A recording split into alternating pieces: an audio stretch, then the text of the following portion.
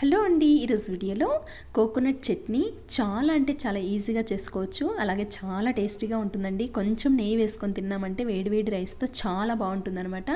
దీని తయారీ విధానం చూద్దాం. ముందుగా స్టవ్ ఆన్ చేసుకొని ప్యాన్ పెట్టుకొని ఒక 2 టేబుల్ స్పూన్ ఆయిల్ వేసుకొని అందులోకి శనగపప్పు 1 టేబుల్ స్పూన్, మినపప్పు 1 table spoon, half table spoon దాకా జీలకర్ర, అలాగే ఒక 6 లేదా 7 దాకా వెల్లుల్లి రెబ్బలు వేసుకొని 1 సెకండ్ అలా కలుపుకోండి.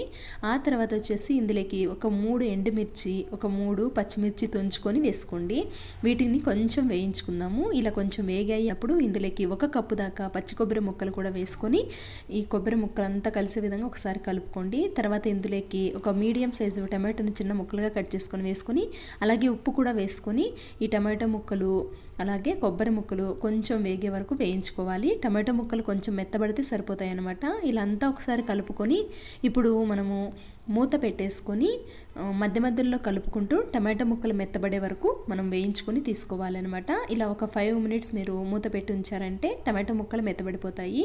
ఇలా మెత్తబడ్డాయి అన్నప్పుడు మనము స్టవ్ ఆఫ్ చేసేసుకొని బాగా పూర్తిగా చల్లగా అయినప్పుడు వీటిని మనము మిక్సీ జార్లోకి వేసేసుకోవాలన్నమాట. ఇప్పుడు మిక్సీ జార్లోకి ఇలా తీసుకొని ఇందులోకి కొంచెం ఒక చిన్న నిమ్మకాయ సైజ్ అంత చింతపండు కూడా వేసుకొని ఇందులోకి వాటర్ ఏమీ వేయకుండా ఫస్ట్ కొంచెం గ్రైండ్ చేసుకుని తీసుకుందాము.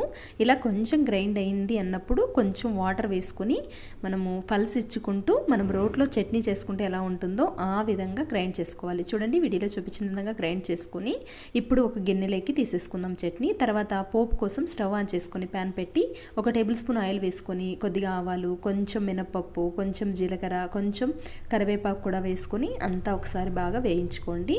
ఇలా వేయించుకున్న తర్వాత చట్నీ అయినా పోపులో వేసుకోవచ్చు, లేదంటే పోపు అయినా చట్నీలో వేసుకొని ఒకసారి అంతా కూడా బాగా కలిపేసుకుంటే సరిపోతుందనమాట. అంతేనండి, చాలా అంటే చాలా టేస్టీగా ఉండే చట్నీ రెడీ అనమాట. మీకు కొంచెం కారం ఎక్కువ కావాలి అనుకుంటే కొంచెం పచ్చిమిర్చి, ఎండుమిర్చి ఎక్కువ వేసుకోండి, సరిపోతుంది. కొంచెం నెయ్యి వేసుకొని తినండి, చాలా టేస్టీగా ఉంటుంది.